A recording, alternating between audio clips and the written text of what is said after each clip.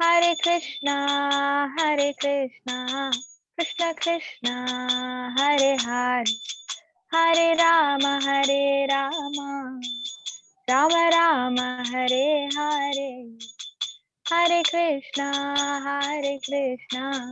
Krishna Krishna, Hare Hare, Hare Rama, Rama Rama, Hare Hare.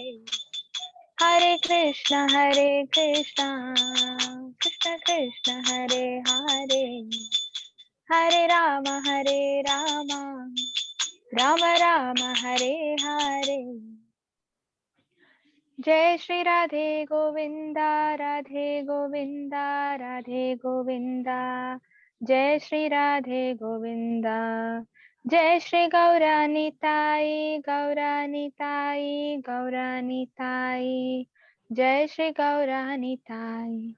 Jai Shri Prabhupada, Prabhupada, Prabhupada. Jai Shri La Prabhupada.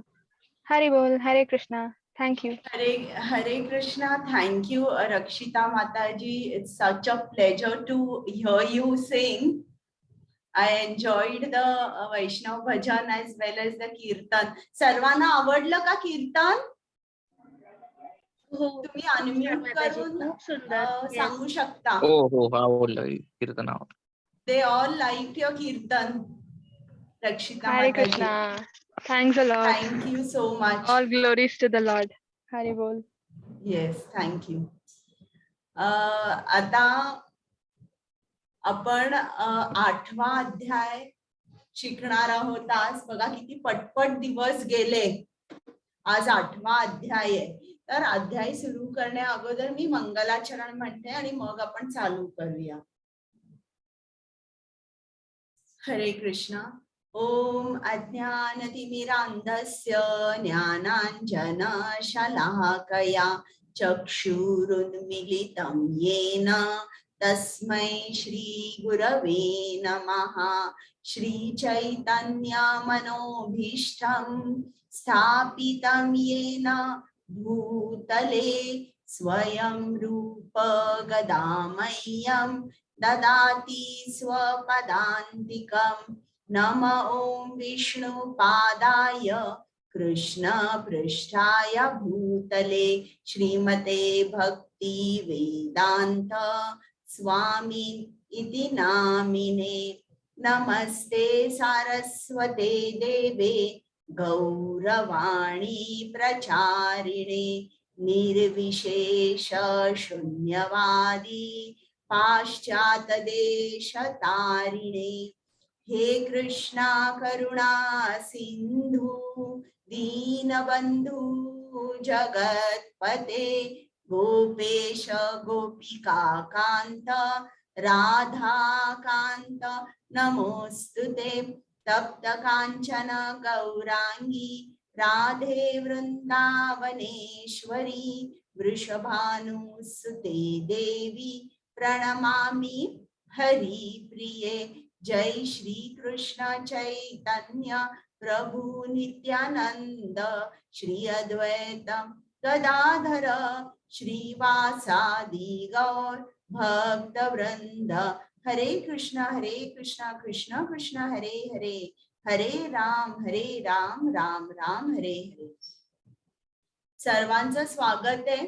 आजचा अध्याय आहे अक्षर ब्रह्मयोग. आता प्रथम आपण नावापासून सुरुवात करूया. अक्षर म्हणजे काय? आता मला तुम्ही सांगा की आपण देवाला म्हणजे त्याची अनेक नावं जी आहेत ती मला तुम्ही सांगू शकाल का? आपण देवाला कुठल्या नावानी आणि ओळखतो? म्हणजे जसं ईश्वर किंवा अशी नावं तुम्हाला सुचतायत का काही? भगवंत. बरोबर आहे. परमात्मा. हो बरोबर आहे. ईश्वर. बरोबर आहे. आणि काही कोणाला सांगायचंय का? काय? प्रभू. विधाता. प्रभू. बरोबर आहे. म्हणजे आपण खूप नावानी त्याला संबोधतो. परमात्मा, भगवान, देव, ईश्वर, परमेश्वर, सत, पुरुष, प्राण, ब्रह्म, ब्रह्मन. पण जेव्हा आपण निराकार कृष्णाच्या निराकाराला संबोधतो, तेव्हा आपण त्याला अक्षर म्हणतो. आपण असं नाही म्हणत निराकार, अक्षर म्हणतो आपण त्याला. अक्षर ब्रह्म असं आपण म्हणतो. आता याचा आणि एक सुद्धा अर्थ आहे. अक्षर म्हणजे ज्याचा नाश होत नाही, जे अविनाशी आहे. तर अशा तऱ्हेने आपण आज हा अविनाशी ब्रह्मयोग काय आहे ते बघणार आहोत.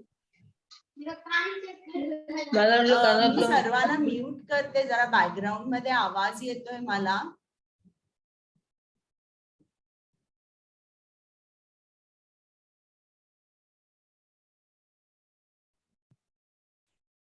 तुम्ही अनम्यूट व्हा.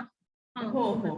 आता अध्याय सुरू करण्या अगोदर ज्यांच्या आनंदासाठी मी तुम्हाला भगवद्गीता समजावून सांगते आणि ज्यांच्या आनंदासाठी तुम्ही भगवद्गीता ऐकताय, त्या श्री श्री राधा गोविंदांना आपण इकडनं साष्टांग नमस्कार करूया.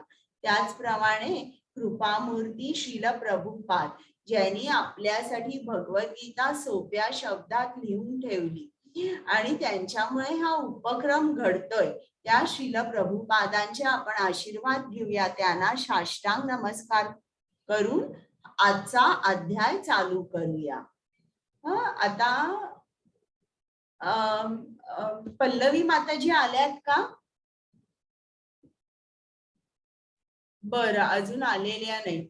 मग कुमुद माताजी तुम्ही त्या येईपर्यंत पण.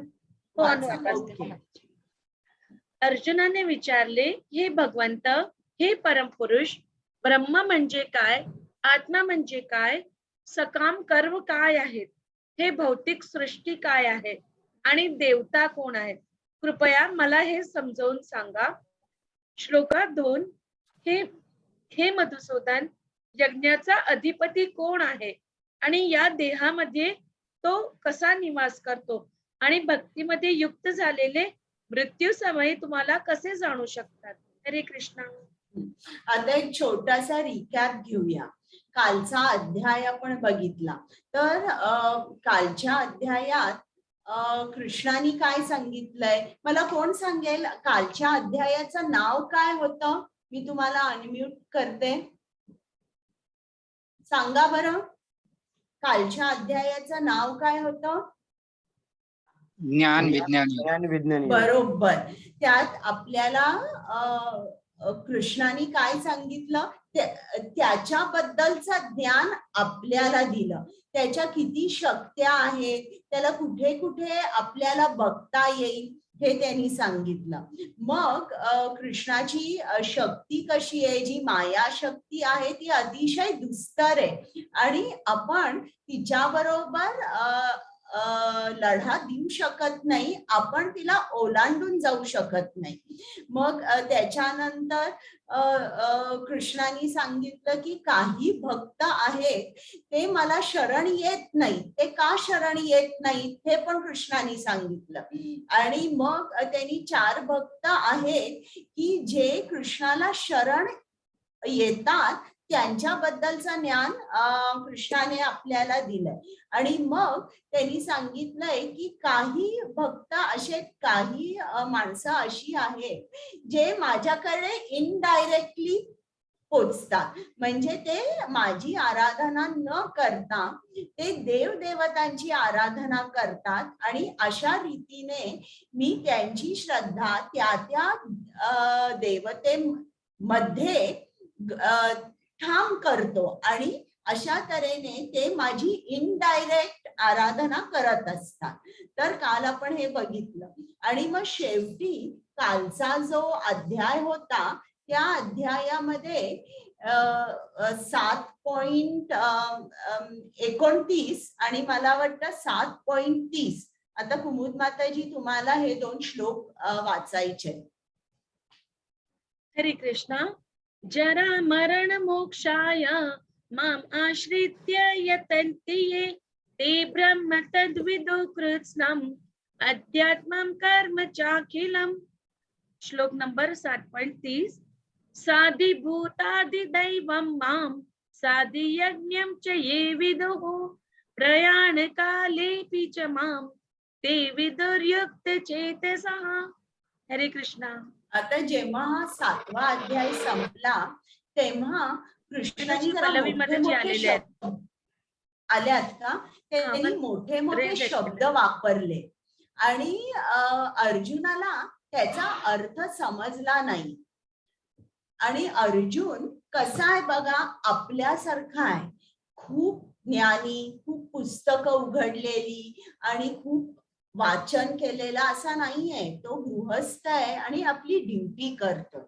आणि त्याला बघा कुठले प्रश्न आहेत की आता इकडे कृष्णाने जरा मरण याबद्दल बोललेला आहे, तर एकदम कृष्ण मरणाबद्दल का बोलतोय हे त्याला समजलेलं नाहीये. मग इकडे त्यांनी शब्द वापरलाय ब्रह्म, इकडे अध्यात्मम, इकडे अधिभूत, इकडे अधिदैव, इकडे अधियज्ञ, तर आणि इकडे परत प्रयाणकाले. म्हणजे कृष्ण जे काय बोलतोय हे अर्जुनाला समजलं नाहीये. हे खूप अवघड शब्द आहे. म्हणून तो ऐकतोय कसा, कान देऊन ऐकतोय. प्रत्येक शब्द कृष्ण काय सांगतोय इकडे लक्ष आहे. आणि आता हा 8वा अध्याय जो चालू झाला हा प्रश्नानेच चालू झालाय की ब्रह्म म्हणजे काय, आत्मा म्हणजे काय, सकाम कर्म म्हणजे काय, यज्ञाचा अधिपती कोण आहे, हे सगळे प्रश्न अर्जुनाला आले. कारण त्यांनी कान देऊन ऐकलेलं आहे की कृष्ण काय बोलतोय ते. आता ही जी उत्तरं आहेत ही 8 प्रश्न अर्जुनाने विचारले आणि त्या 8ही प्रश्नांची उत्तरं दिली. ब्रह्म म्हणजे काय, ब्रह्म म्हणजे आता ब्रह्माचे खूप अर्थ आहेत बरं का. ब्रह्म म्हणजे आपण देवाला सुद्धा ब्रह्म म्हणतो, कृष्णाला सुद्धा ब्रह्म म्हणतो किंवा परमात्मा म्हणतो. पण इकडे ब्रह्म म्हणजे जीवात्मा, जो आपल्या देहामध्ये वास करतो तो आत्मा किंवा जीवात्मा.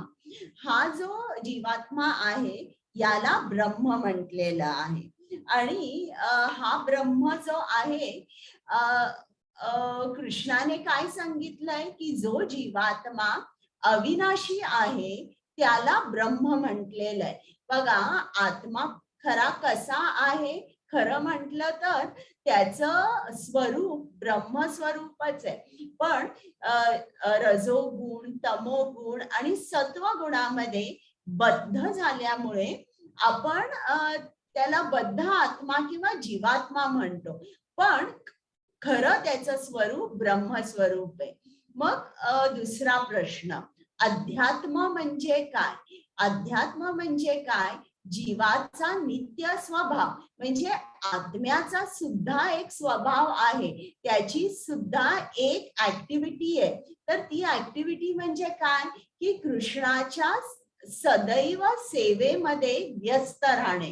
तर अध्यात्म म्हणजे काय, जीवाचा नित्य स्वभाव. जीवाचा नित्य स्वभाव म्हणजे काय की कृष्णाच्या सेवेमध्ये सदैव व्यस्त राहणे किंवा कृष्ण सेवक होणे. कर्म, कर्म म्हणजे काय की जेव्हा आपण कुठलंही एखादं कार्य करतो आणि त्या कार्यामुळे फळरूपी आपल्याला एक भौतिक शरीर मिळतं, याला कर्म म्हणतात बरं. मग अधिभूत, अधिभूत म्हणजे काय, तुम्ही आजूबाजूला जो निसर्ग बघता त्याला अधिभूत असं म्हटलेलं आहे बरं. मग अधिदैव, अधिदैव म्हणजे काय, जे कृष्णाचं विराट रूप आहे ज्यामध्ये सर्व देवतांचा समावेश आहे अशा रूपाला अधिदैव म्हटलेलं आहे. मग अधियज्ञ म्हणजे काय? यज्ञ म्हणजे जो परमात्मा सर्व यज्ञांचा सर्व तपांचा आनंद घेणारा आहे, त्याला अधियज्ञ म्हणतात. म्हणजे यज्ञ म्हणजे परमात्मा.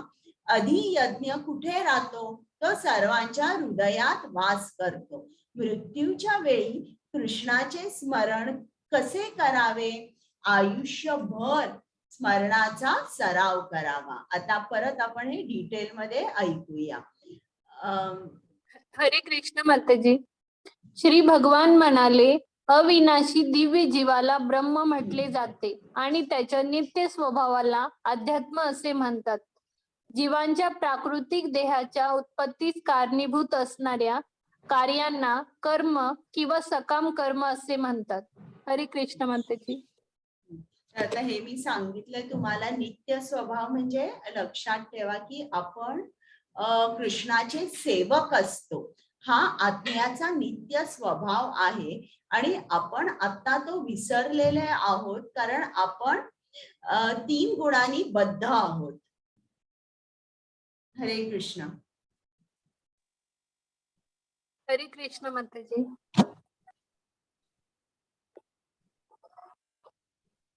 हे देहभूतांवर निरंतर परिवर्तनशील असणाऱ्या भौतिक प्रकृतीला अधिभूत असे म्हणतात.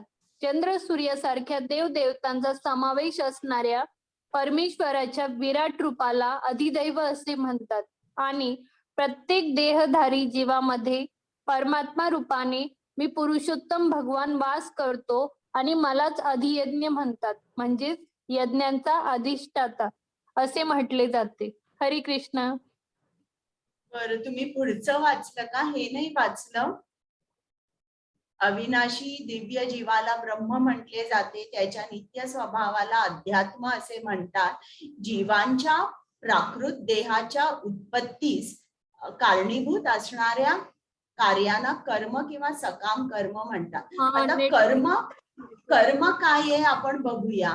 इकडे बघा, आता एक माणूस आहे, तो परस्त्री गमन करतोय. कृष्ण त्याच्या हृदयात आहे, तो जाणतो याची इच्छा काय आहे, पण तो असंही म्हणतोय कृष्ण की मी तुला हे शरीर जे दिलंय हे माझी प्राप्ती होण्यासाठी दिलेलं आहे, पण तुझ्या इच्छा आहेत ना काही वेगळ्या, तर ठीक आहे. तर तुला या मानवी रूपामध्ये अशी कर्म करायला खूप अवघड जाईल, म्हणून तू पुढच्या जन्मी मी तुला कुत्र्याचं शरीर देईन. मग कुत्र्याच्या शरीरामध्ये तुझ्या या सर्व इच्छा पूर्ण होतील. एखादा माणूस आहे, तो काहीही खातोय, समोर दिसेल ते खातोय, तो हे असा विचार करत नाही की हे चिकन आहे का, किंवा हे अन्न शिळं आहे का, किंवा हा कृष्ण प्रसाद आहे का, काही विचार करत नाही. जे असेल तो सर्व खाण्याचा आनंद घेतो. आणि असा जो आहे की जो खूप खादाड आहे, कृष्ण काय करतो, त्याला पुढच्या जन्मी एका डुकराचं शरीर देतो. कारण कृष्ण म्हणतो की हे मानव शरीर जे आहे, अशी कर्म करायला मी तुला दिलेलं नाहीये, याच्याही पेक्षा वर उठून तुला माझी प्राप्ती होऊ शकते, पण तू या असा जो खादाडपणा आहे याच्यामध्ये तू व्यस्त आहेस, पण या शरीराला ते योग्य नाहीये, मी तुला डुकराचं शरीर दे. आता काही जण खूप दान धर्म करतात, अन्नदान करतात, अशी वेदांचं पालन करतात आणि चांगले कर्म करतात, विहित कर्म करतात. मग कृष्ण म्हणतो खूप छान कर्म केली आहेस तू, मी तुला चांगलं शरीर देईन, तुला स्वर्ग लोकामध्ये अनेक वर्ष सुखाचा आणि आनंदाचा उपभोग घेता येईल, कारण तू चांगली कर्म केलेली आहेस. मग एखादा माणूस आहे तो नेहमी कृष्णाच्या सेवेमध्ये व्यस्त असतो, संकीर्तन करतो, जप करतो, मंदिरामध्ये जाऊन सेवा करतो, स्तोत्र वाचतो, अशा तऱ्हेने सदैव तो कृष्णाच्या सेवेमध्ये, कृष्णाच्या विचारांमध्ये मग्न असतो. मग कृष्ण म्हणतो, अरे तुला खरोखर तू आता माझ्याकडे ये, तू दिवसभर माझाच विचार करतोयस ना, आता माझीच प्राप्ती तुला होईल. आणि मग असा जो माणूस आहे किंवा भक्त आहे तो गोलोक वृंदावनामध्ये जातो. म्हणजे याच्यावरून आपल्याला काय समजतं की एकदा आपल्याला मानव शरीर मिळालेलं आहे तर पुढच्या जन्मी आपल्याला मानव शरीर मिळेलच असं नाही. आपल्या इच्छा अनुसार कृष्ण भौतिक प्रकृतीला आज्ञा करतो की याला हे शरीर दे, आणि त्याच्या मनाच्या इच्छा ज्या आहेत तसं योग्य त्याला शरीर मिळतं. त्यात कुठेही कृष्ण असं बघत नाही की हो अरे नाही मी या माणसाला हे शरीर देत नाही. नाही, त्याच्या इच्छा अनुरूप त्याला शरीर मिळतं. मग आपल्याला एक लक्षात येतं की जेव्हा आपण विकर्म करतो तेव्हा आपल्याला नीच योनीमध्ये म्हणजे पशु योनीमध्ये जन्म मिळतो. जेव्हा आपण चांगलं कर्म करतो तेव्हा आपल्याला वरच्या ग्रहांवर वास मिळतो. पण जेव्हा आपण कृष्ण भक्ती करतो तेव्हाच आपण गोलोक वृंदावन किंवा वैकुंठामध्ये जाऊ शकतो. हरे कृष्ण. पल्लवी माताजी. हरे कृष्ण माताजी. हे देहभूतांवर निरंतर परिवर्तनशील असणाऱ्या भौतिक प्रकृतीला अधिभूत असे म्हणतात. चंद्र सूर्यासारख्या देवदेवतांचा समावेश असणाऱ्या परमेश्वराच्या विराट रूपाला अधिदैव असे म्हणतात. आणि प्रत्येक देहधारी जीवामध्ये परमात्मा रूपाने मी पुरुषोत्तम भगवान वास करतो आणि मलाच अधियज्ञ म्हणजे यज्ञांचा अधिष्ठाता असे म्हटले जाते. हरे कृष्ण.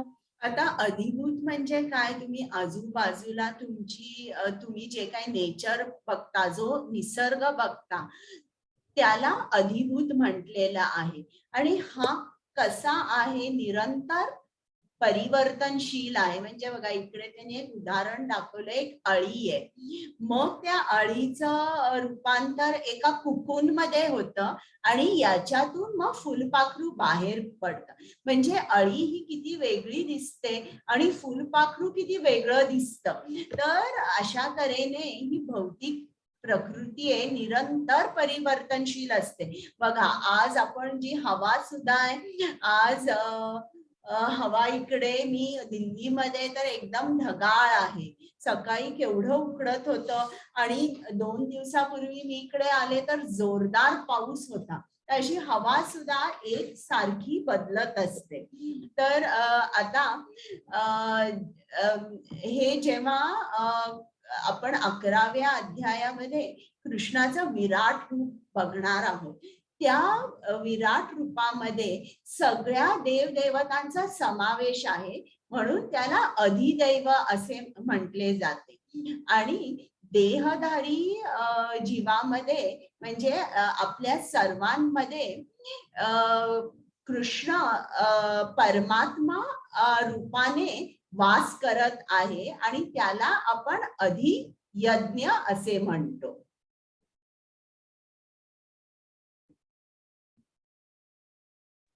हरे कृष्ण. हरे कृष्ण. अंतकाले च माम एव स्मरन् मुक्त्वा कलेवरम् य प्रयाति समद्भावम् याति नास्त्यत्र संशयः. हरे कृष्ण. हरे कृष्ण माताजी. आणि जो मृत्यू समयी केवळ माझे स्मरण करून आपल्या देहाचा त्याग करतो तो लगेच माझ्या स्वभावाला प्राप्त होतो, यात मुळीच शंका नाही. हरे कृष्ण. आता हा जो श्लोक आहे यातला प्रत्येक शब्द जो आहे ना, हा प्रत्येक शब्द महत्वाचा आहे. बघा काय दिलंय, की जो मृत्यू समयी केवळ माझे स्मरण करतो आणि आपल्या देहाचा त्याग करतो. म्हणजे मृत्यू समयी आपण इतर कोणाचेही स्मरण न करता फक्त कृष्णाचंच स्मरण केलं पाहिजे. आणि इकडे दिलंय की तो लगेच म्हणजे ऍट वन्स लगेच माझ्या स्वभावाला प्राप्त होतो. म्हणजे आपल्याला लगेच मुक्ती मिळते. आणि पुढे कृष्णाने काय सांगितलंय, यात मुळीच शंका नाही असं सांगितलंय की यात मुळीच शंका नाही. म्हणजे सर्टनली आपल्याला निश्चितपणे कृष्णाची प्राप्ती होते. आता इकडे ज्याप्रमाणे इकडे आपण आपलं जे आयुष्य आहे ना, आयुष्यभर जेव्हा आपण कृष्ण नामाचा किंवा कृष्ण जप कृष्ण सेवा याचा सराव करतो, त्यावेळेला जेव्हा आयुष्यभर करतो, मग आपला जो अंतकाळ आहे तो आपल्याला साधता येतो. तर इकडे त्यांनी स्लाइड दाखवलेली आहे की भीष्मदेव हे कंटक शय्येवर पहुडलेले आहेत आणि कंटक शय्येवर असताना सुद्धा त्यांना आठवण ते कृष्णाची करताय. त्यांना खूप बाण टोचताय, पण तरीही कृष्णाचा विचार करून ते सगळं ते सहन करू शकतात आणि कृष्णाचं स्मरण करता करता ते त्यांचा देह त्याग करतात. आता मी तुम्हाला भरत राजांची गोष्ट सांगितलेली तुम्हाला आठवते का, की अंतकाळी त्यांना त्या हरणावर खूप प्रेम होतं आणि ते हरण जरा कुठे बाहेर गेलं की ते अगदी अस्वस्थ व्हायचे, हे परत येईल का, की या हरणाला एखाद्या वाघाने खाल्लेलं आहे का. तर असं ते एकसारखा हरणाचा विचार करत होते आणि वृद्ध झाले आणि जेव्हा त्यांनी देहत्याग केला तेव्हा हरणाचाच विचार करत होते आणि मग त्यांना कुठलं शरीर मिळालं, हरणाचं. तर शेवटचा आपला जो विचार आहे तो खूप महत्वाचा आहे आणि जणू काय आपलं पूर्ण जीवन आहे ते आपण आपल्याला ट्रेन केलं पाहिजे, आपण स्वतःलाच ट्रेन केलं पाहिजे. आणि डेथ म्हणजे मरण ही एक आपली फायनल एक्झाम आहे, ही एक परीक्षा आहे की आपण त्या परीक्षेत उत्तीर्ण होतोय का, उत्तीर्ण झालो तर आपल्याला कृष्ण प्राप्ती मिळते, उत्तीर्ण नाही झालो तर आपण परत या भूलोकात 84 लक्ष योनीमध्ये कुठेतरी भरकटले जातो. हरे कृष्ण. बरं, आता मी हे करते, वाचते हे. इकडे ही स्लाइड आहे, छान गोष्ट आहे बरं का. याला युधिष्ठिर महाराज जे आहेत त्यांना एकदा खूप तहान लागली आणि तहान लागल्यावर त्यांनी भीमाला सांगितलं की बघ जरा इकडे कुठे सरोवर असेल तर तू मला पाणी आण. तेव्हा तो भीम पाणी आणायला गेला आणि तिकडे त्या सरोवरामध्ये एक यक्ष होता. त्या यक्षाने त्याला सांगितलं, या सरोवरातलं पाणी पिऊ नकोस, पहिल्यांदा माझ्या प्रश्नाची उत्तरं दे. तर भीमाला राग आला की असं मला कोण सांगतंय की या सरोवरातलं पाणी पिऊ नकोस. तर त्यांनी पाणी घेतलं, यक्षाचं ऐकलं नाही आणि तो तिकडे जवळजवळ मृतावस्थेत पडला आणि मग बराच वेळ आला नाही. मग युधिष्ठिर महाराजांनी अर्जुनाला सांगितलं की जरा जा आणि बघ भीम का नाही आला आणि मला पाणी घेऊन ये.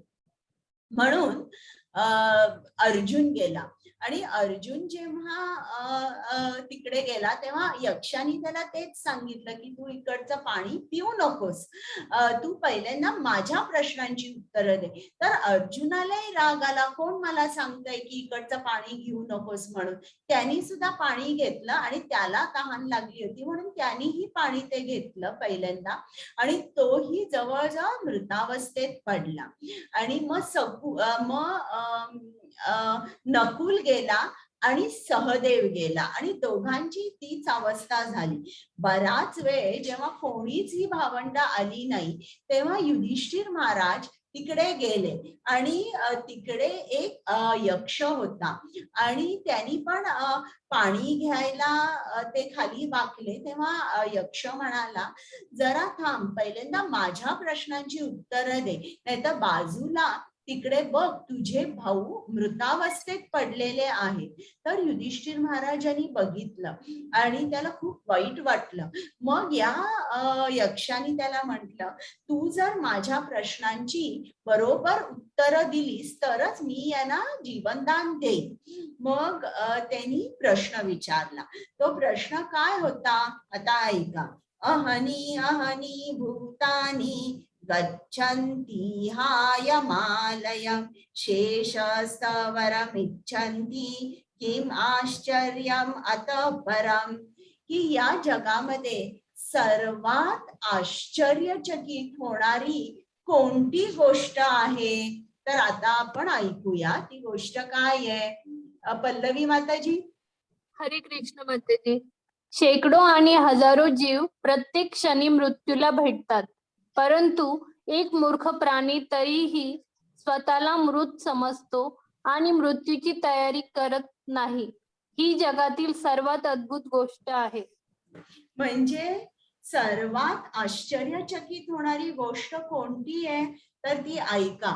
की आपल्याला माहिती आहे की आपलं सुद्धा मरण एक दिवस असणार आहे, पण आपण मूर्खाप्रमाणे वागत असतो. आपण मृत्यूची तयारी अजिबात करत नाही. आपण म्हणजे एक बघा ती गोष्ट आहे की एक उंदीर असतो आणि तो एका ब्राह्मणाच्या घरी खूप सगळी नासधूस करतो, धान्याची, कपड्याची खूप नासधूस करतो. आणि जेव्हा तो नासधूस करतो तेव्हा तो ब्राह्मण विचार करतो की आता मी एक मांजर आणतो आणि तो मांजराला आणतो घरी.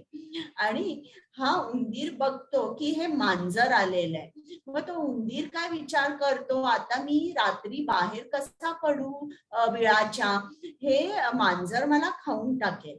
मग तो म्हणतो, आता विचार करतो आणि विचार करता करता तो म्हणतो, अरे आता मला समजलं, मी बाहेर जाताना डोळे बंद करीन आणि बाहेर जाईन.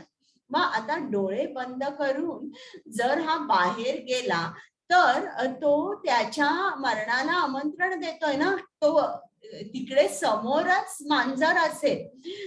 तर अशा तऱ्हेने आपण वागतो. आपण डोळे बंद करून या पूर्ण भौतिक जगात फिरत असतो.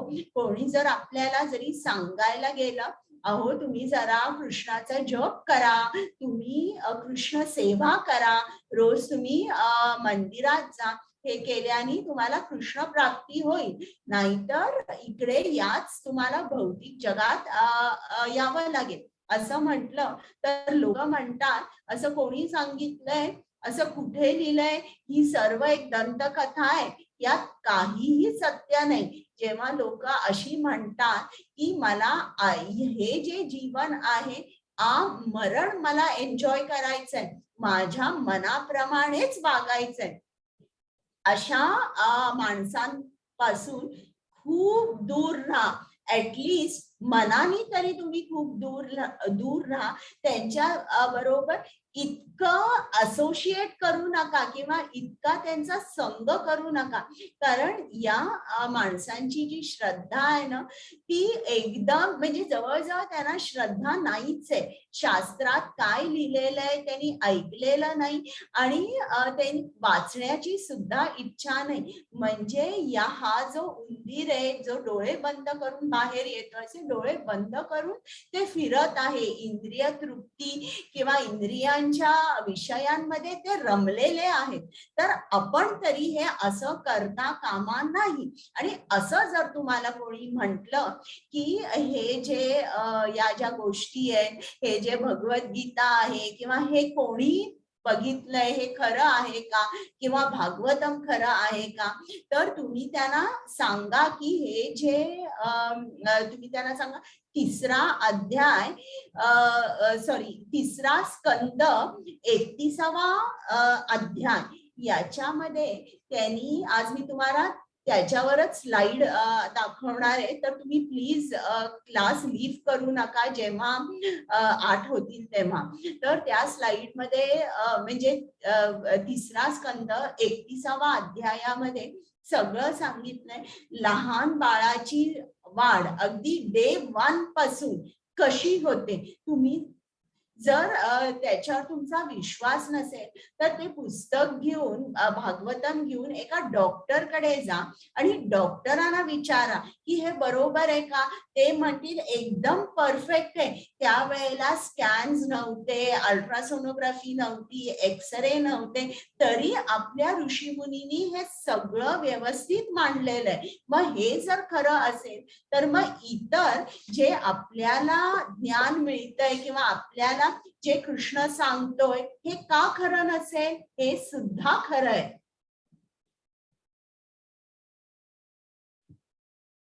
हरे कृष्ण.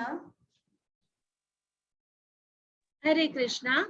यम यम वापि स्मरन् भावं त्यजन्त्यन्ति कलेवरं तं तमेवैति कौन्तेय सदा तद्भाव भावितः. हरे कृष्णा. हरे कृष्ण. हे कौंतेय, आपल्या देहाचा त्याग करीत असताना मनुष्य ज्या ज्या भावाचे स्मरण करतो त्या त्या भावाची तो निसंदेह प्राप्ती करतो.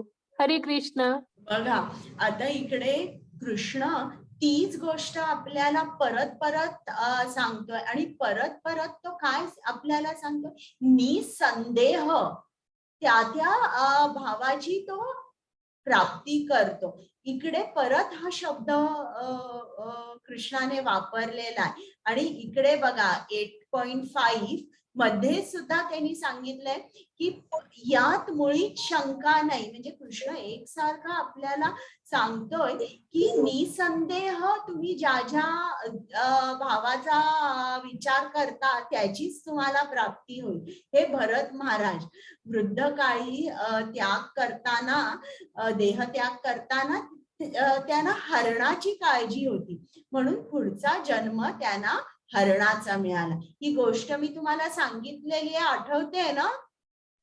मला सांगा बरं अनम्यूट करून. हो माताजी, सांगितलंय तुम्ही. हा, आठवते ना तुम्हाला ही गोष्ट? हो हो. की एका त्यांनी त्या हरणाच्या पिल्लाला वाचवलं आणि त्याची खूप आपल्या मुलासारखी काळजी घेतली. पण इकडे जप हवन किंवा आणि काही करत असताना त्यांचं एक मन या हरणावर होतं. त्याच्यामुळे जपावर हवनावर पूर्ण लक्ष त्यांचं नव्हतं. आणि अशा कारणामुळे त्या देहत्याग करताना सुद्धा त्यांना त्या हरणाची आठवण झाली. आता कुमुद माताजी. तस्मात् सर्वेषु कालेषु माम् अनुस्मरयुध्य च मय्यर्पितं मनो बुद्धिः मामे वैश्यस्य संशयः. हरे कृष्णा. हरे कृष्ण. म्हणून अर्जुना, तू सदैव माझा कृष्णाच्या रूपात विचार कर आणि त्याच वेळी तुझे युद्धाचे विहित कर्तव्य पार पाड. मला समर्पित केलेले तुमचे कार्य आणि तुमचे मन आणि बुद्धी माझ्यावर स्थिर केल्याने तुम्ही निसंशयपणे माझी प्राप्ती कराल. हरे कृष्ण. आता परत इकडे बघा कृष्ण काय सांगतोय, निसंशयपणे तुम्हाला माझी प्राप्ती होईल. तर परत आपल्याला कृष्ण अगदी सांगतोय की अहो मी तुम्हाला खात्रीने सांगतोय निश्चितच तुम्हाला माझी प्राप्ती होईल. आता इकडे बघा अर्जुनाला कृष्णाने काय इन्स्ट्रक्शन दिलेलं आहे की माम अनुस्मर युद्धच, की तू मला स्मर आणि युद्ध कर. ही गोष्ट मला सांगा सोपी आहे की अवघड आहे? कोण सांगेल?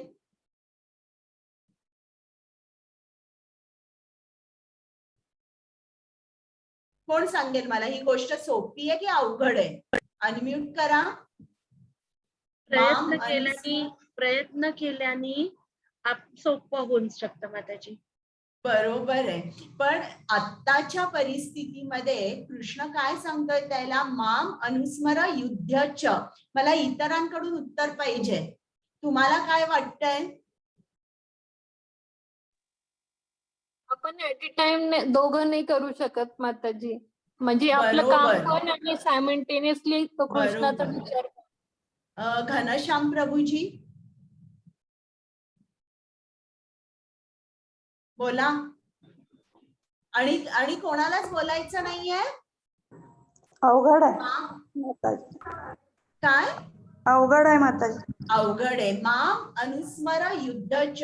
युद्ध आहे, तो युद्ध भूमीवर आहे. तुम्ही कल्पना करा की कृष्णाचा विचार करणार म्हणजे जरा त्याचं कॉन्सन्ट्रेशन डिव्हिएट झालं, इकडनं बाण जाणार, डोक्यावरून बाण जाईल, तर अशा तऱ्हेने जरा स्प्लिट सेकंड सुद्धा, एक क्षणभर सुद्धा त्याचं चित्त विचलित झालं म्हणजे मरण आहे. हा, तर अशा ठिकाणी तो उभा आहे आणि कृष्ण म्हणतोय त्याला माम अनुस्मर युद्धच. पण कृष्ण म्हणतोय म्हणजे हे शक्य आहे. कृष्ण जी गोष्ट अशक्य आहे ती कधीच आपल्याला सांगत नाही. मग आता भक्ती जी आहे ती भक्ती आपण या स्टेज पर्यंत कशी आणायची, या पायरीवर कसं आपण जाऊ शकतो? माम अनुस्मर युद्धच. तुम्ही आणि मी या पायरीवर आज पोहोचू शकतो का? सांगा बरं मला.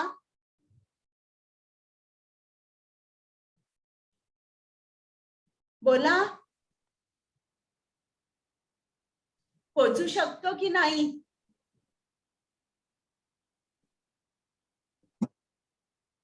प्लीज सर्वजण अनम्यूट करून उत्तर द्या. तुम्हाला अनम्यूट करायला येतंय का? हो. संस्कृत मी आणि मी.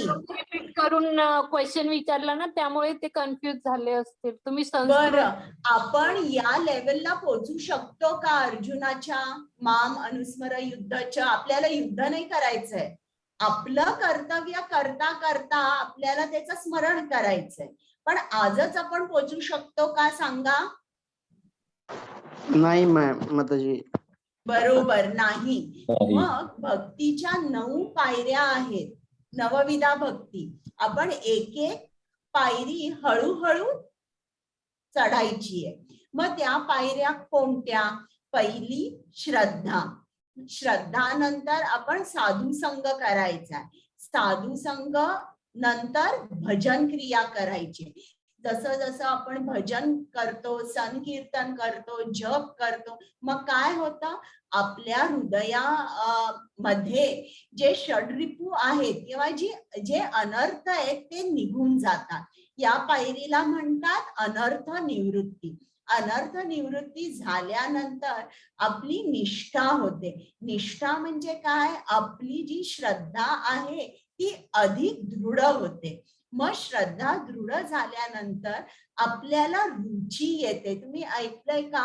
अमृताहुनी गोड नाम तुझे देवा. म्हणजे देवाचं नाव सगळे म्हणतात की अमृताहुनी गोड आहे. मग ही रुची, आज आपण जेव्हा नाम घेतो तेव्हा आपल्याला नाम गोड लागतं का? नाही, कारण अजून आपण त्या पायरीवर पोचलो नाही. पण जेव्हा आपण रुचीच्या पायरीवर पोचतो तेव्हा मात्र आपल्याला नामाची चव येते. मग त्याच्यानंतर आसक्ती. म्हणजे जेव्हा रुची आल्यानंतर आता आपल्याला भौतिकाची आसक्ती आहे, ती आसक्ती पूर्ण जाऊन आपल्याला कृष्णाची आसक्ती होते की मी त्याचं स्तोत्र कधी वाचतोय, मी त्याची कथा कधी ऐकतोय, मी त्याचा जप कधी करणार, असे विचार आपल्या मनामध्ये सारखे येऊ लागतात. मग त्याच्यानंतर भावभक्ती. आणि भावभक्तीच्या नंतरची जी पायरी आहे किंवा जी अंतिम पायरी आहे त्याला म्हणतात प्रेमभक्ती. आणि अशा तऱ्हेने आपण या स्टेज पर्यंत पोहोचू शकतो. आता हे जे भरत महाराज होते हे कुठल्या पायरीवर होते? हे भाव भक्तीच्या पायरीवर होते आणि भाव भक्तीच्या पायरीवर असताना त्यांचं कसं पतन झालं बघा. त्यांना हरणाचा जन्म मिळाला. हरे कृष्ण. हरे कृष्णा. ओके. अभ्यास योग युक्तेन चेतसा नान्यगामिना परमं पुरुषं दिव्यं याति पार्थानुचिन्तयन्. हरे कृष्णा. हरे कृष्णा. जो परमपुरुष भगवंतांचे ध्यान करतो त्याचे मन सतत माझ्या स्मरणात गुंतलेले असते, मार्गापासून विचलित असते, तो हे पार्थ म्हणजे अर्जुना तो माझ्यापर्यंत नक्की पोहोचतो. हरे कृष्ण. आता बघा इकडे दोन गोष्टी परत इकडे कृष्ण आपल्याला खात्रीने सांगतोय तो नक्की माझ्याकडे, त्याला नक्की माझी प्राप्ती होते. आता इकडे कृष्णाने सांगितलंय जो परम पुरुष भगवंताचे ध्यान करतो, म्हणजे कृष्ण आपल्याला सांगतोय की मी एनर्जी नाहीये, मी नाद नाहीये. तुम्ही जे म्हणतात की कृष्ण निराकार आहे, असं काही नाहीये.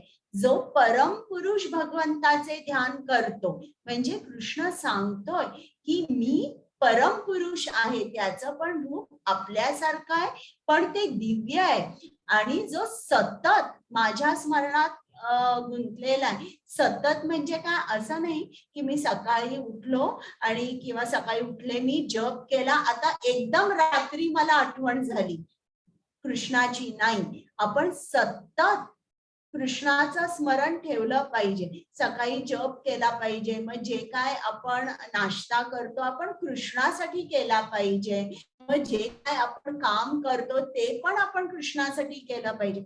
असे विचार जेव्हा आपण आपल्या मनात ठेवतो तेव्हा हळूहळू आपल्याला सवय होते आणि आपलं मन सतत कृष्णामध्ये राहतं. आता ही एक छान गोष्ट इकडे सांगितलेली आहे अजामिलची. मी सांगते. तर अजामिल नावाचा एक ब्राह्मणाचा मुलगा होता. अजामिलच्या घरी खूप छान वातावरण होतं. त्याचे वडील रोज वेदांचं पठण करायचे, घरी पूजा असायची आणि खूप छान धार्मिक वातावरण होतं. एक दिवस त्यांच्या घरी पूजा होती तेव्हा त्याच्या वडिलांनी सांगितलं की अजामिल तू जरा मला फुलं पानं घेऊन ये, जे काय त्यांना साहित्य पाहिजे होतं ते सांगितलं. आणि अजामिल तिकडे जवळच असं जंगल सारखं होतं, तर तिकडे तो फुलं आणायला गेला. आता जेव्हा तो फुलं आणायला गेला तेव्हा त्याला एक वेश्या दिसली आणि ती एका म्लेच्छा बरोबर होती, त्याला आलिंगन करत होती. आणि हे दृश्य बघितल्यावर त्याचं मन खूप विचलित झालं, तो खूप डिस्टर्ब झाला हे बघितल्यावर. आणि तो तिकडेच थांबला आणि तो मंत्र पठण करायला लागला, तरी देखील त्याच्या मनातून तो विचार जाईना. मग तिकडची जागा सोडून तो घरी आला आणि घरी सुद्धा मंत्र पठण करू लागला, पण तरी त्या वेश्येचं रूप आणि ती काय करत होती हे बघून तो इतका डिस्टर्ब झाला की मंत्राचं पठण करून सुद्धा तो तिचे विचार जे आहे तो मनातून काढू शकला नाही. आता तुम्हाला माहिती आहे ना, मी दुसऱ्या अध्यायात काय सांगितलं होतं की जेव्हा आपण मनाचं चिंतन करायला लागतो तेव्हा हळूहळू 8 पायऱ्यांनी आपलं पतन कसं होतं हे मी तुम्हाला सांगितलंय. तर पहिल्यांदा आपण चिंतन करतो, चिंतन केल्याने आपल्याला आसक्ती निर्माण होते. मग जेव्हा आपल्याला आसक्ती निर्माण होते तेव्हा आपल्याला इच्छा होतात, काम इच्छा जेव्हा आपल्या पूर्ण होत नाही तेव्हा आपल्याला क्रोध उद्भवतो. मग त्याच्यानंतर आपली बुद्धी भ्रमिष्ट होते आणि आपण परत भौतिक पडतो. तर आता हा चिंतन करू लागला, या वेशेचं चिंतन केल्यामुळे तो एकसारखा विचार केल्यामुळे तो त्याला राहावेना, तो त्या वेशेकडे गेला आणि आता त्या वेशेबरोबर तो काही काळ काही काळ घालवू लागला. काही काळ घालवू लागल्याबरोबर त्याला ती वेश्या खूप आवडू लागली आणि त्यांनी काय सांगितलं तिला की तू माझ्या घरी कामाची बाई म्हणून, एक मोलकरीण म्हणून ये. आणि ती त्याच्या घरी येऊ लागली आणि तिकडे सुद्धा तो तिच्या बरोबर बोलू लागला, मस्करी करू लागला आणि घरच्या लोकांनी हे बघितल्यावर त्यांना हे आवडलं नाही आणि त्यांनी त्याला सांगितलं, त्याच्या आई वडिलांनी, त्याची सुंदर पत्नी पण होती, की तू हे जे काय करतोयस ते बरोबर नाहीये. आणि पण त्यांनी त्यांच्या आई वडिलांचं ऐकलं नाही, उलट त्या आई वडिलांना त्यांनी घराबाहेर काढलं. तर त्याची सुंदर पत्नी आणि आई वडील हे घराबाहेर गेले. आता या घरामध्ये तो या वेशेबरोबर राहू लागला. त्यांनी या वेशेबरोबर लग्न केलं आणि या वेशेला मेंटेन करायला त्याला पैसे पुरेनासे झाले. मग त्यांनी काय केलं, लोकांची लुटालूट चालू केली, जुगार खेळायला लागला. आता सगळं जे काही विकर्म आहे ते सगळे विकर्म तो करू लागला. आणि असं एका ठिकाणी हा जेव्हा वेशेबरोबर राहू लागला तेव्हा तो एकदम तिच्या बरोबर अगदी रममाण झाला. त्याला 10 मुलं झाली आणि शेवटचा मुलगा होता, त्याचं नाव त्यांनी नारायण ठेवलं. ही एक त्याला सुबुद्धी झाली. आणि प्रत्येकाला लहान मुलाचं बोलणं चालणं खूप आवडतं, म्हणून तो जो लहान मुलगा म्हणजे अगदी त्याला तो लहान मुलगा झाला तेव्हा हा 88 वर्षाचा होता. आणि आता मुलगा हे 1 वर्षाचा झाला नारायण, तेव्हा तो त्या मुलाला एकसारखा हाक मारायचा की नारायण तू काय करतोयस, नारायण झोपला का, त्याच्या बायकोला विचारायचा जेवला का. आणि एकसारखं त्याचं जे बोलणं होतं, चालणं होतं ते अगदी कौतुकाने पाहत असे. एक दिवस काय झालं, त्याचा अंतकाळ जवळ आला आणि तो असा बिछाण्यावर झोपला होता आणि त्यावेळेला त्याला यमदूत त्याच्या जवळ येताना दिसले. जेव्हा त्याला यमदूत दिसले तेव्हा तो जोराने ओरडला, नारायण म्हणून ओरडला. आणि हे यमदूत त्याला घेऊन जायला आले होते, पण नारायण ओरडल्यामुळे विष्णुदूत तिकडे लगेच आले आणि विष्णुदूतांचं आणि यमदूतांचं एक खूप वेळ वादविवाद झाला. आणि वादविवाद झाल्यानंतर विष्णुदूतांनी यमदूतांना सांगितलं, या आत्म्यावर आमचा अधिकार आहे. आणि असं झाल्यानंतर हे यमदूत परत यमलोकात गेले आणि विष्णू दूतांनी या अजामिलला परत जीवनदान दिलं. आणि आता अजामिल उठला आणि त्याला समजलं की आपलं काय चुकलंय, आपण काय काय विकर्म केली, किती वाईट गोष्टी आपण केल्या.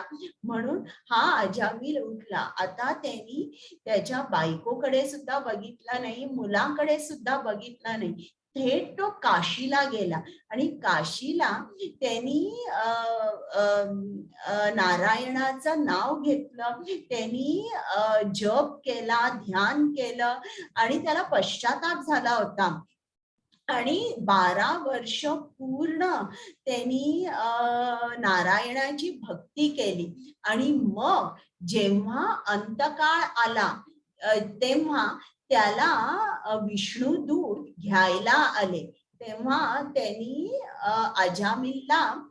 अजामिलसाठी एक पुष्पक विमान आणलं. त्या विमानामध्ये अजामिलचं स्वागत केलं, त्याच्या गळ्यामध्ये हार घातला, त्याला कमळ पुष्प दिलं आणि एक जो विष्णुदूत आहे तो शंख वाजवतो. अशा तऱ्हेने एक शुद्ध भक्ताचं जेव्हा तो एक भौतिक जग सोडतो तेव्हा अशा तऱ्हेने त्या शुद्ध भक्ताचं स्वागत होतं आणि अशा तऱ्हेने अजामिलला वैकुंठ वास मिळाला. हरे कृष्ण. हरे कृष्ण माताजी. मनुष्याने परमपुरुषाची सर्वज्ञ, पुरातन, नियंता, अनुपेक्षाही सूक्ष्म सर्व गोष्टींचे पालन करता सर्व भौतिक कल्पनांच्या अतीत असणारे अचिंत्य आणि नित्य पुरुष या रूपामध्ये ध्यान केले पाहिजे. परमपुरुष सूर्याप्रमाणे तेजस्वी आहेत. ते भौतिक प्रकृतीच्या पलीकडे अर्थात दिव्य आहेत. हरे कृष्ण. आता बघा इकडे पण आपल्याला समस्त कृष्ण कोण आहे. आता इकडे त्यांनी सर्व सांगितलंय, सर्वज्ञ, पुरातन, नियंता वगैरे. पण इकडे दोन त्यांनी शब्द सांगितले ज्याने आपल्याला समजतं की कृष्ण निराकार नाहीये, त्याला सुद्धा एक रूप आहे. आणि ते रूप काय आहे, इकडे कृष्णाने स्वतःहून सांगितलंय की तो परम पुरुष आहे, तो दिव्य आहे. बघा, परम पुरुष आणि तो कसा आहे, सूर्याप्रमाणे तेजस्वी आहे. म्हणजे आपल्याला जर कृष्णावर ध्यान कसं करायचं तर हा श्लोक तुम्ही लक्षात ठेवा की आपण कृष्णाच्या सगुण रूपावर ध्यान करायचं.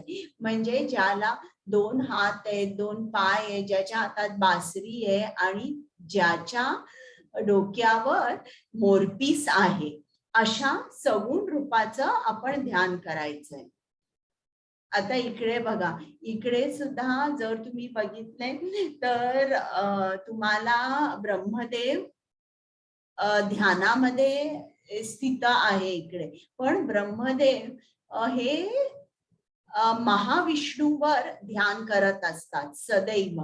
शंकर सुद्धा ध्यानात असते. शंकर कोणावर ध्यान करत असतो, कृष्णाच्या संकर्षण रूपावर ध्यान करत असतो. म्हणजे इकडे आपल्याला दिसतं देव देवता सुद्धा सगुण रूपावर ध्यान करत आहेत. हरे कृष्ण. हरे कृष्ण. मामुपेत्य पुनर्जन्म दुःखालयम शाश्वतम नाप्नुवन्ति महात्मानः संसिद्धिं परमां गतः. हरे कृष्ण. हरे कृष्ण माताजी. मला प्राप्त झाल्यानंतर माताजी मी येते 10 मिनिटात. बरं. हरे कृष्ण. मला प्राप्त झाल्यानंतर महान आत्मे जे भक्तीमध्ये योगी आहेत ते कधीही या तात्पुरत्या जगात परत येत नाहीत, जे दुःखांनी भरलेले आहेत, कारण त्यांना सर्वोच्च पूर्णता म्हणजेच परमसिद्धी प्राप्त झाली आहे. हरे कृष्ण. आता बघा इकडे हे भौतिक जग, याला कृष्णाने एक विशेषण वापरले, दुःखालयम आणि अशाश्वतम. 2 विशेषण आहेत ती. आता कृष्ण सांगतोय की हे दुःखालयम आहे. आता तुम्ही मला काही मराठी शब्द सांगू शकता का की ज्याचा अंत आलय मध्ये होतो? देवालय. बरोबर. आणि विद्यालय. बरोबर. आणि कोणाला ग्रंथालय. सांगायचंय? वाचनालय. बरोबर. तर असे शब्द आहेत बरं का. तर इकडे हे जे भौतिक जग आहे हे कसं आहे, दुःखालय. आणि कसं आहे, अशाश्वतम. म्हणजे दुःखालय तर आहेच आहे पण हे टेम्पररी आहे. दुःखालयम अशाश्वतम असं आहे. तर हे बघा, आणि हे दुःखालय आहे आणि या दुःखालयम कृष्णाने सांगितलं हे दुःखालयम आहे आणि त्यात आपण आनंद शोधत असतो.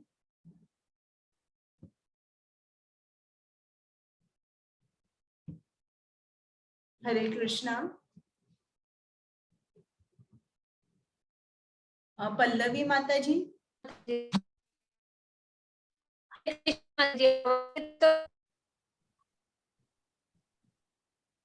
हरे कृष्ण माताजी. हरे कृष्णा बोला. ओके, एक सेकंड माताजी, आज स्लाइड डिस्प्ले नाही झाली.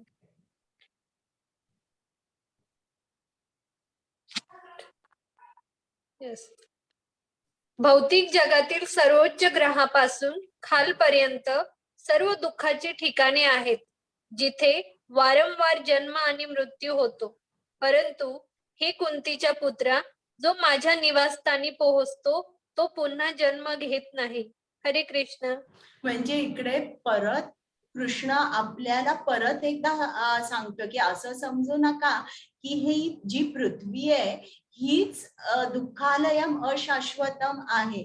जे या ब्रह्मांडामध्ये 14 लोक आहेत आणि सर्वोच्च ग्रहापासून ते खालपर्यंत सर्वच दुःखालय आहेत. तर आता इकडे बघा त्यांनी हे दाखवलेलं आहे स्लाइड्स मध्ये.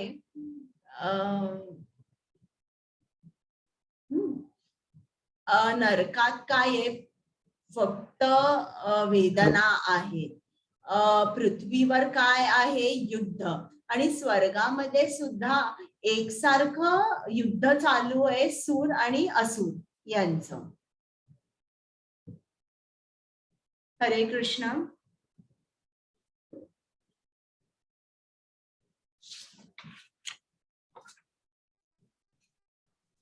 पल्लवी माताजी.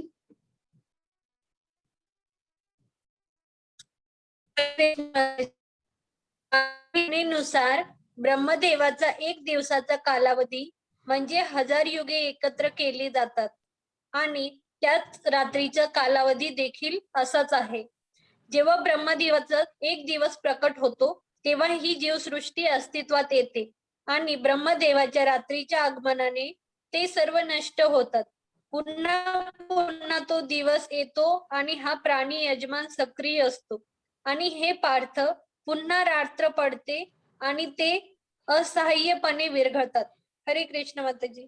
म्हणजे बघा ब्रह्मदेवाचा आपण वैदिक मॅथ्स केलं होतं ना. म्हणजे इकडचा पृथ्वीचा जो एक सेकंद आहे तो जर आपण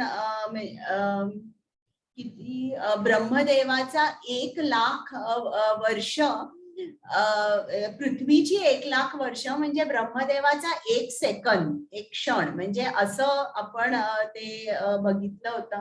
पण म्हणजे असं वाटतं की बापरे, ब्रह्मदेवाचं आयुष्य केवढं आहे, जणू काय इन्फायनाईट असं वाटतं. पण ते सुद्धा त्याला एक स्टार्ट डेट आहे आणि एक एंड डेट आहे. म्हणजे ब्रह्माला सुद्धा मरण आहे.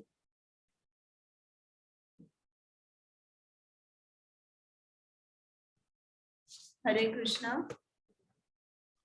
हरे कृष्ण माताजी.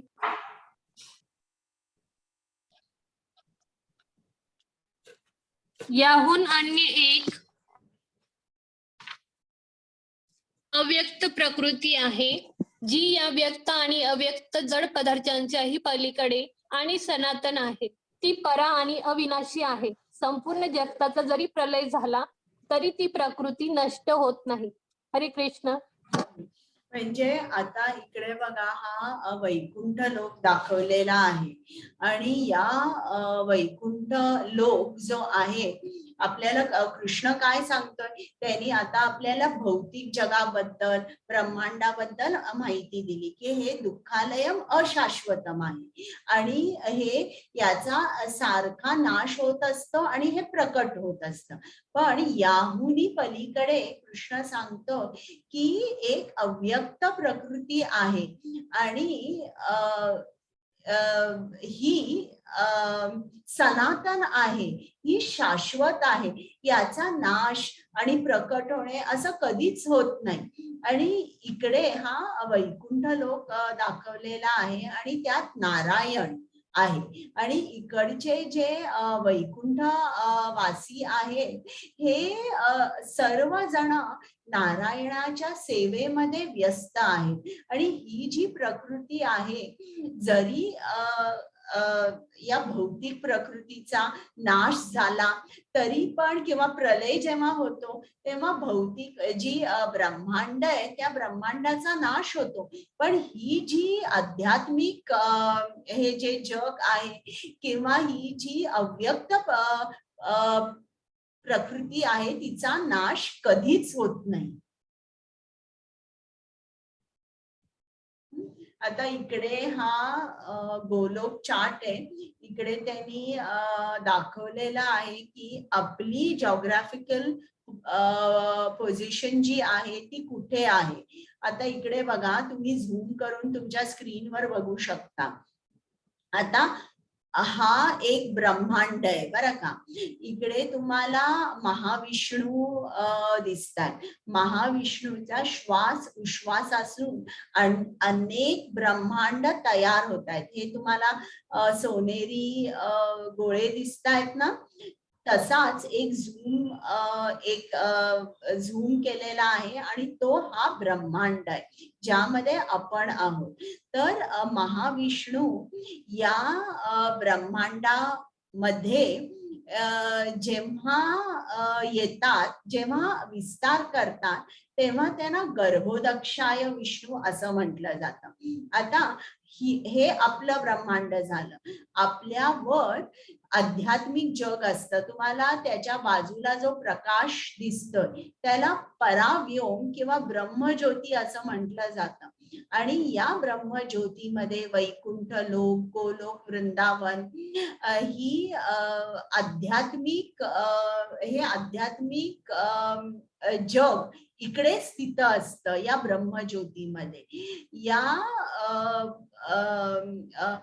कृष्ण जो असतो तो गोलोक वृंदावनात असतो आणि वैकुंठामध्ये नारायण किंवा विष्णू हा असतो. आता कृष्ण जो आहे त्याचा जेव्हा पहिला विस्तार होतो तो महाविष्णू मध्ये होतो. महाविष्णू हे ब्रह्मांड चालवण्यासाठी या ब्रह्मांडात त्याचा विस्तार होतो आणि गर्भोदक्षाय विष्णू म्हणून तो स्थित होतो. या गर्भोदक्षाय विष्णूच्या नाभी कमलातून एक देठ, कमळाचा देठ बाहेर पडतो आणि कमळावर ब्रह्मदेव स्थित असतो. या कमळाच्या देठावर 14 लोक असतात. पृथ्वी जी आहे ती 7व्या पोझिशनवर आहे. पृथ्वीवर भुवर लोक, त्याच्यावर स्वर्ग लोक, त्याच्यावर महर लोक, जनलोक, तपलोक आणि सत्यलोक. आणि पृथ्वीच्या खाली ताल, अताल, विताल, सुताल, तालाताल, रसाताल आणि पाताळ ही अशी लोक आहेत. तर सगळी मिळून 14 आहेत. या कमळाच्या देठावर जे कमळ असतं त्या कमळावर ब्रह्मदेव स्थित असतो. आणि हा जो गर्भोदक्षाय विष्णू आहे हा प्रत्येक जीवात्म्यामध्ये परमात्मा म्हणून स्थित असतो. त्याला आपण क्षीरोदक्षाय विष्णू असं म्हणतो. आता तिकडे काय चालू असतं गोलोक वृंदावनामध्ये? कृष्णाच्या लीला जे आहेत त्या सदैव त्या लीला चालू असतात. आणि इकडे तुम्ही हे बघितलंय का, सगळे प्राणी आहेत. इकडे वाघ आहे, वाघाच्या बाजूला शेळी आहे. तर असं सांगितलं जातं की तिकडे जे प्राणी आहेत ते एकमेकांना मारत नाही. ते प्राणी कृष्ण जे काय खातो तेच सर्व आत्मे तेच खातात. हरे कृष्ण. हरे कृष्ण माताजी. हा, हे भाषांतर वाचा. हो माताजी. हे कृष्णा, ज्याप्रमाणे राजहंस कमळाच्या फुलाच्या देठाच्या चक्रव्यूहात प्रवेश करतो त्याप्रमाणे माझ्या मनाला त्वरित तुझ्या कमळाच्या फुलासारख्या चरणांना अर्पण करण्याची परवानगी द्या. जेव्हा माझ्या शेवटच्या श्वासाच्या क्षणी माझा घसा शारीरिक विनोद वायू, पित्त आणि कफ यांच्या क्रियेने अंकुचन पावतो, तेव्हा मी तुमचे स्मरण कसे करू शकतो? हरे कृष्ण. म्हणजे हे खूप सुंदर पुस्तक आहे. कुलशेखर राजा आहे, त्यांनी प्रार्थना केली आहे की कृष्णा, मी तुझा भक्त आहे आणि मरणाच्या वेळेला माझी जी इंद्रिय आहेत ती काम करतील की नाही हे सांगता येत नाही. मग मी जिव्हेने तुझं नाव कसं घेऊ, तुझ्या नामाचं श्रवण कसं करू, माझ्या डोळ्यांनी जरी मला तुझा अर्च विग्रह दिसला तरी कदाचित माझ्या मेमरी लॉस मुळे की तो तूच आहेस हे मी ओळखूही शकणार नाही. तर अशा तऱ्हेने माझी इंद्रिय काम करणार नाही. म्हणून हे कृष्णा, मी माझं आरोग्य खूप चांगलं असताना मला मरण येऊ दे. कारण जर मला नॅचरल मरण आलं, नैसर्गिक मरण आलं, तर माझ्या घशामध्ये कदाचित खूप द्रव्य साठतील किंवा मला नीट बोलताही नाही येणार.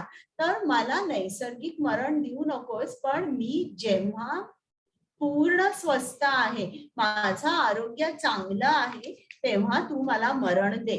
तर हे पुस्तक जर तुम्हाला मिळालं तर तुम्ही हे पुस्तक जरूर वाचा. किंवा शिला प्रभुपादांनी आणि एक छान पुस्तक लिहिलंय, अ सेकंड चान्स. तर तुम्ही ते पुस्तक हे करू शकता. त्यामध्ये यमदूत आणि विष्णुदूत ही अजामिलची गोष्ट सांगितली आहे. तर त्याच्यावर शिला प्रभुपादांनी खूप छान लिहिलेलं आहे. हरे कृष्ण. हरे कृष्ण माताजी. जो मनुष्य भक्ती मार्गाचा स्वीकार करतो तो वेदाध्ययन, तपस्या, दान देणे किंवा दार्शनिक तथा सकाम कर्म इत्यादी करण्यापासून जे फल प्राप्त होते त्या फलापासून वंचित होत नाही.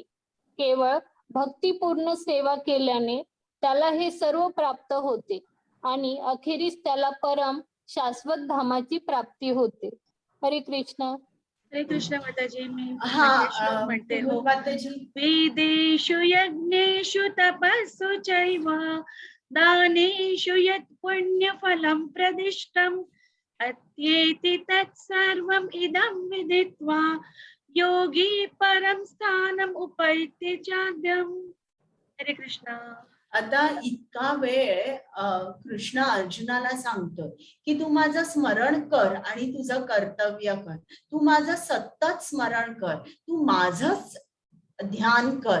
आणि हे सगळं ऐकल्यावर अर्जुनाला असा प्रश्न पडलाय की आता जी लोक वेद अध्ययन करताय, जे तप करतायत, दान करताय, मग हे जे काय करतात यांना खूप मोठी फळं मिळतील आणि मला काय मिळणार, असा अर्जुनाचा प्रश्न आहे. आणि तो कृष्णाला समजलाय. मग कृष्ण त्याला सांगतोय, जो माझा भक्त असतो त्यांनी वेद अध्ययन, तपस्या, दान नाही केलं तरी माझी भक्तीच फक्त केली, त्याला सुद्धा ही फळं मिळणार आहेत. तो त्या फळापासून वंचित होणार नाही. केवळ भक्तिपूर्ण सेवा केल्याने त्याला सर्व काही प्राप्त होणार. तर आता हा अध्याय आपला संपलेला आहे.